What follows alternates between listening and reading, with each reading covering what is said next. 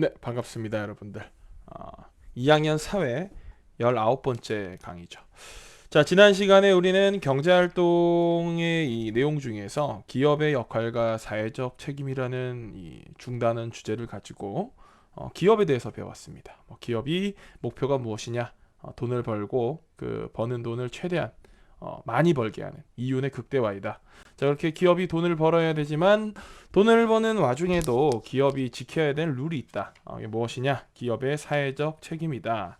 자, 그리고 또 더해서 기업이 계속해서 망하지 않고 생존해 나가려면은 기업을 운영하는 기업가가 불확실성과 이 위험을 무릅쓰고 이윤을 창출하려고 새로운 기술을 개발하거나 새로운 분야에 도전하는 기업가 정신이 필요하다. 그런 내용들을 쭉 얘기를 했었죠. 그렇죠? 자, 오늘은 이제 거기에 이어서 지난 시간까지 우리가 이 기업이라고 하는 경제활동의 주체에 좀 중점을 뒀다면 오늘은 이 가계, 경제활동의 3주체 중에 하나인 가계, 그 중에서 우리 개인의 좀 포커스를 맞춰가지고 지속 가능한 경제 생활이라는 중단원 주제 하에서 경제 생활이 일생 동안에 어떻게 이루어지는지 그걸 같이 한번 배워보도록 하겠습니다. 교과서 페이지는 58, 59페이지입니다. 자, 먼저 첫 번째. 자, 우린 누구나 다 돈을 벌고 싶어 하고 또 웬만하면 다 살아가면서 돈을 벌겠죠. 그렇죠? 자, 우리는 돈을 언제쯤 벌기 시작할까요? 자, 인간은 누구나 이 생애 주기라는 것이 있습니다. 생애 주기라는 것에 의해 돈을 벌고 돈을 쓰죠. 이때 돈을 버는 것을 우리가 수입이라고 부르고 돈을 쓰는 것을 지출이라고 합니다. 자, 수입과 지출은 먼저 여러분들 다 이미 초등학교 단계에서 배웠으니까 자, 넘어가서 이 생애 주기라고 하는 단어가 무슨 뜻인지 한번 봅시다. 자, 생애 주기는 과연 뭐냐? 자, 시간의 흐름에 따라 개인이나 가족의 삶이 어떻게 변화하는지를 단계로 나타낸 것이 바로 생애 주기입니다.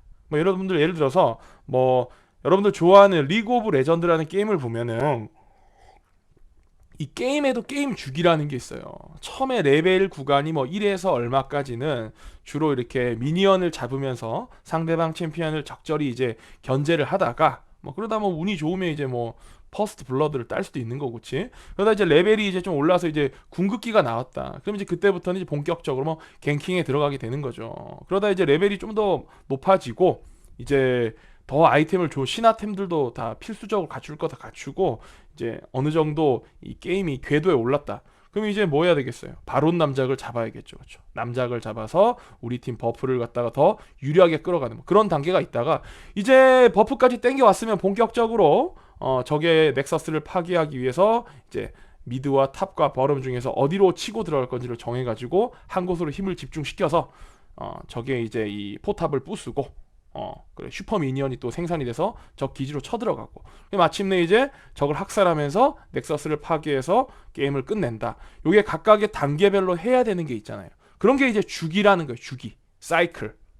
마찬가지로 우리 인간에게 있어서도 개인에게 있어서도 수입과 지출에 어떤 이 주기가 있다는 겁니다. 그 주기를 갖다가 크게 몇 단계로 나누어 봤냐?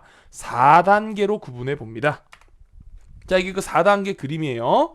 유소년기, 청년기, 장년기, 노년기로 구성이 되어 있는데 자, 이걸 한번 각각 나눠봅시다. 자, 생애 주기 4단계 방금 얘기한 것처럼 유소년기, 청년기, 장년기, 노년기의 4단계로 구분이 되는데 자, 먼저 첫 번째 단계. 자, 유소년기부터 봅시다. 자, 유소년기, 젖을 먹는 시기부터 청소년에 해당하는 이 유소년기에는 언제냐? 바로 지금의 여러분들, 중학교 2학년 여러분들이 이 유소년기에 해당하는 거죠. 그렇죠? 자, 태어나서부터 성인이 되기 전까지로 자, 여러분들 생산 활동은 거의 하지 않죠. 그렇죠? 여러분들이 하고 있는 활동은 주로 소비 활동만 하고 있습니다. 자, 이 시기에는 뭐가 중요하냐? 돈을 열심히 쓰는 게 중요하다 이게 아니고 자, 돈을 쓰더라도 어떻게 돈을 쓰고 어떤 식으로 앞으로 내가 돈을 벌고 돈을 쓸 건지 그런 거에 대한 어떤 경제 생활의 태도를 형성하는 게 되게 중요한 시기입니다. 여러분들 부모님들이 가끔 또는 초등학교 때 선생님께서 용돈 기입장을 작성해봐라 라고 권했을 때가 있을 수도 있어요. 그냥 여러분들 숙제로 내준 게 아니고 이 시기에 내가 돈을 어떻게 계획적으로 쓸 건지를 몸에다가 습관으로 익히는 게 되게 중요합니다.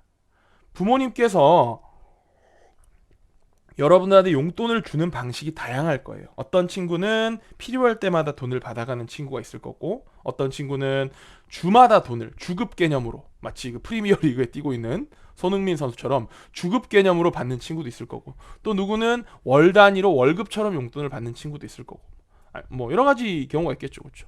부모님께서 여러분들한테 용돈을 줄 때도 나름대로 많은 고민을 하십니다. 내 아이의 소비 습관이 어떻게 건전하게 형성되었으면 좋겠는지를 고민하시면서 이 아이가 돈을 갖다가 계획적으로 쓸 수 있게끔 하는 용돈 지급 방식이 뭘까? 이걸 이제 많이 고민하시거든요. 이 시기에 돈을 그냥 있는 대로 막 쓰는 태도가 형성이 되잖아요. 그러면 나이가 들어서도 마찬가지로 소비가 무계획적으로 이루어지게 됩니다.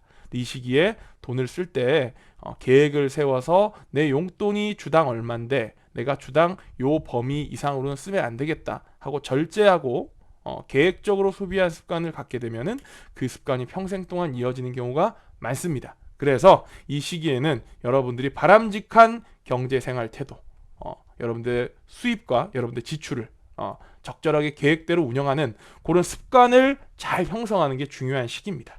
자, 두 번째로 여러분들 2단계 청년기에 들어가게 되면 보통 이 시기에 이제 여러분들 성인이 돼서 첫 직장을 갖고 생산활동에 이제 참여해서 소득을 형성하는 시기입니다.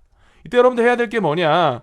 독립을 해야겠죠. 집에서 부모님 밑에 캥거루족처럼 계속 같이 얹혀 살 수는 없잖아요. 그래서 독립을 하고 나중에 또 여러분 독립하려면 여러분들 뭐 월세방을 구하든 전셋집을 구하든 아니면 돈을 많이 벌어서 집을 사든 주거 자금을 또 마련하려고 하는 이 계획과 저축을 실천해야 됩니다. 또한 여러분들 뭐 결혼도 하려면 또 결혼할 때 돈이 많이 들어가지고 예식장비도 구해야 돼, 뭐 신혼여행비도 해야 돼, 집에 들어간 여러 가지 가구나 가전제품도 해야 돼, 또 집도 구해야 돼. 그 많은 결혼 자금을 또 마련해야 하는 시기가 바로 이 청년기입니다. 거기다가 뭐 대학을 다닌 사람들은 학자금 대출을 또 받아서 대학을 다녔을 수 있기 때문에 학자금 대출도 갚아야죠.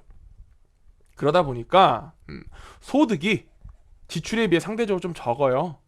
그래서 여러모로 많이 힘이 든 시기입니다. 이때 이제 최대한 많이 아껴야 돼요. 여러분들 결혼도 해야 되고 뭐 집도 구해야 되고 하니까. 자, 그게 바로 청년기입니다.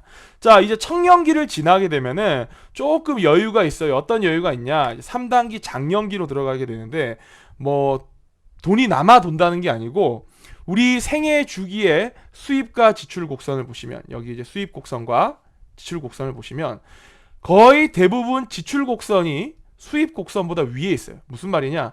돈을 더 많이 쓴다는 거예요. 버는 것보다. 그러다가 장년기에 들어서면 이제 소득이 좀 많이 늘어나요. 직장에서 나름 연차도 쌓이고 승진도 하게 되면서 월급이 자꾸 늘어나게 되는 거고, 사업을 하시는 분도 사업이 어느 정도 이제 궤도에 올라서면서 이제 장사가 잘 되고 돈을 잘 벌게 되는 거지, 그렇지? 자, 그러다 보면 이제 이 장년기라고 하는 3단계만 유일하게 평균적으로 수입이 지출보다 많아지는 이 구간이 발생합니다. 이때 이 돈이 바로 뭐예요? 이게 여러분들이 이제 저축을 해야 되는 부분인 겁니다.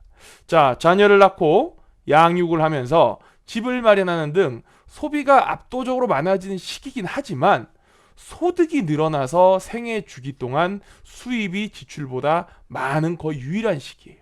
자, 그럼 이제 좋겠죠? 와, 애들 키우고 하느라 돈이 많이 들어가긴 하지만 직장에서 돈을 많이 주셔서 내가 월급이 정말 많아졌다. 수입이 더 지출보다 더 많아졌구나. 이때 외제차도 팍팍 지르고 사고 싶은 명품도 팍팍 사고 그냥 소비를 막 하면서 지내야겠다 라고 하면은 문제가 생깁니다.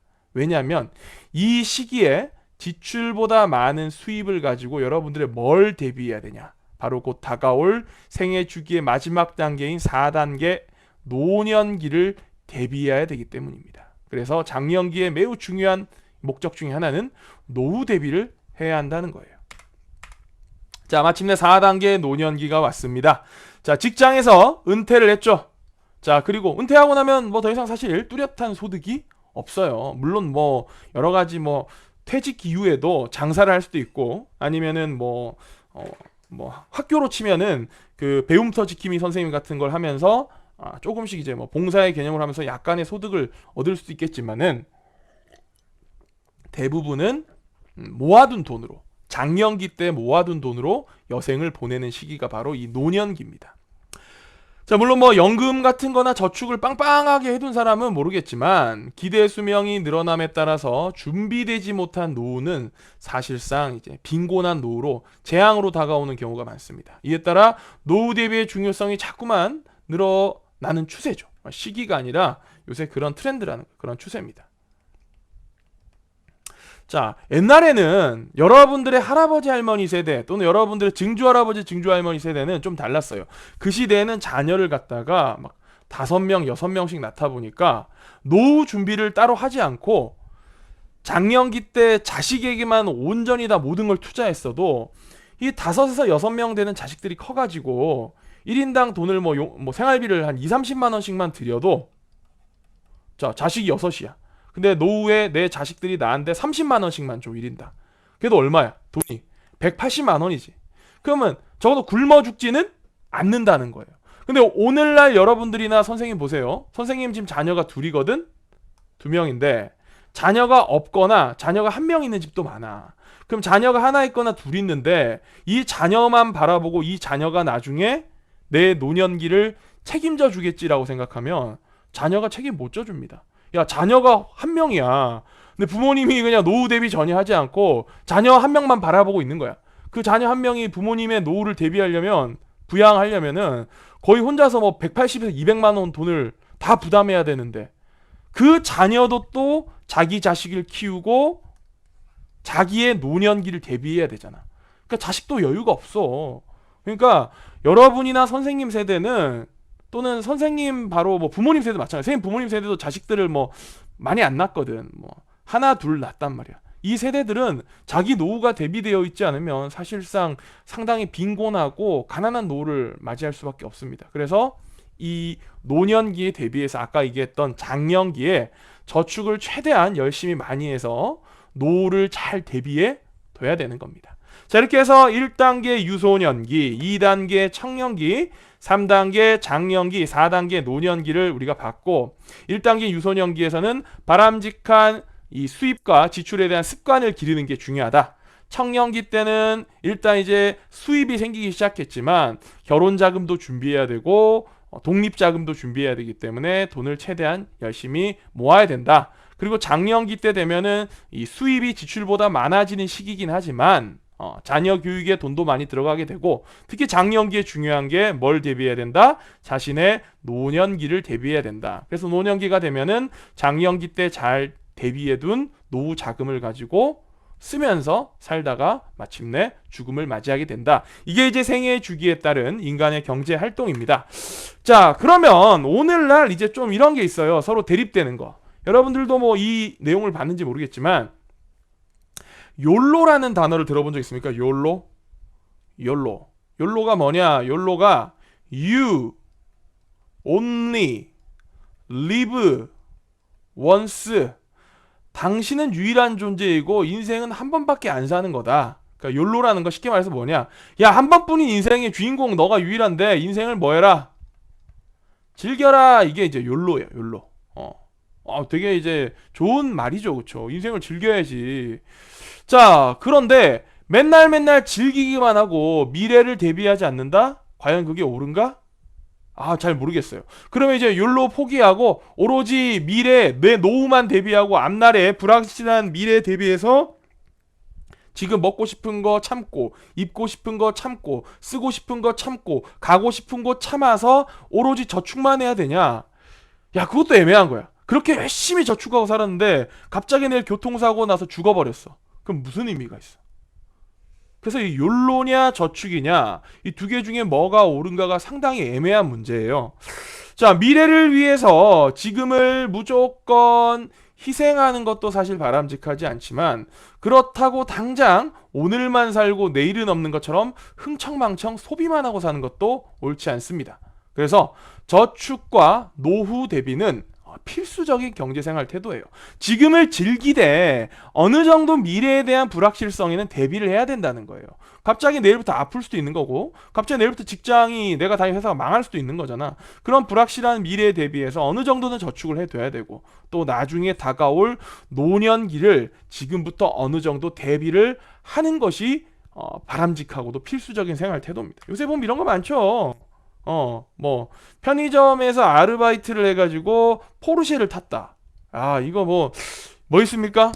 전 잘 모르겠습니다. 제가 꼰대라서 그런 건지 뭔 잘 모르겠지만 이런 이제 사람들을 갖다 뭐라 그러냐 카푸어라고 그러죠. 좋은 차를 타기 위해서 이 가난함을 갖다가 감수하는 사람들. 포르쉐 타면 멋있겠지만 그 포르쉐 타고 자기가 차를 주차하는 곳이 뭐 원룸이나 고시원이다. 그게 과연 무슨 의미가 있을까? 물론 자기는 포르쉐 타면서 엄청난 만족감을 느낄지 모르겠지만 나중에 노후에 젊을 때 포르쉐 타고 노후에 폐지 주울 거야? 아니잖아, 그렇지? 자, 그렇다고 여기 있는 이 개미처럼 열심히 땀 흘리면서 100원씩 모을 거냐? 100원씩 모아가지고 언제 독립하고 언제 학자금 대출 갚고 언제 집 사고 언제 결혼합니까? 그러니까 무조건 개미처럼 땀만 흘리면서 개미같이 모으는 것도 또 무조건 좋다고만 볼 수 없다는 거지. 자, 그래서 생애 주기에 따라서 어느 정도 균형을 잡아야 된다는 거야. 쓸 때는 좀 쓰지만 또 모을 때는 모아야 되는 거고, 하지만 노후 대비와 어느 정도의 저축은 뭐다? 필수다.